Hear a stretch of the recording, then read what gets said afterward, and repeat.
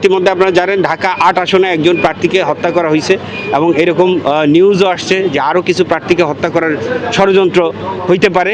সেই ব্যাপারে যাতে সরকার এবং নির্বাচন কমিশন একটু দায়িত্বশীল হয় এবং তারা নিরাপত্তার ব্যবস্থা করে, সেটাই আমাদের অনুরোধ। বিগত সরকারের আমলে আপনারা জানেন যে 2014 সালের ভোট হয় নাই, 156 জনকে অটো পাস দিয়ে দিয়েছিল এবং 2018-র ভোট আগের রাতেই ভোট হয়ে গেছে। হ্যাঁ, দিনের ভোট রাতে হয়ে গেল এবং 24 সালেও যে ভোট হয়েছে আপনারা জানেন ডামি এবং আমি এবং ডামি এইরকম একটা নির্বাচন হয়। এবং আমরা এখন যে নির্বাচন চাই সেটা হচ্ছে যে অবশ্যই আমার ভোট আমি দেবো, যাকে খুশি তাকে দেবো, এইটা যাতে নিশ্চিত করা যায়। এটা হচ্ছে আমার নির্বাচন কমিশন এবং সরকারের প্রতি একবার অনুরোধ।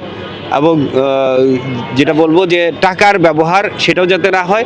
এবং আপনারা জানেন বিগত 54 বছর যাবৎ যে আমরা মুক্তিযুদ্ধের চেতনায় যে দেশ গর্ব বলে আমরা দেশ স্বাধীন করলাম, সেটা কিন্তু এখনো হয় নাই।